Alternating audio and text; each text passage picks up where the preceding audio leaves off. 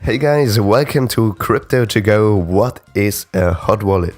It is defined, for example, as a Bitcoin wallet which is in some way connected to the internet and is running on a computer, smartphone or tablet, basically any device which is connected to the internet.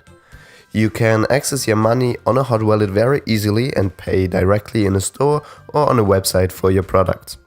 There's a wide range of hot wallets out there. I personally would recommend you Mycelium, as this was the one I started with. But definitely be aware the risk to the owner is much higher, as most computer systems have hidden vulnerabilities of some sort that can eventually be used by hackers or malware to break into the system and steal your coins. So most, if not all, thefts of Bitcoin in the past were stored on a hot wallet. So to sum it up, take a hot wallet as your wallet for cash. Don't put everything you have in it, just the amount which you're planning to spend.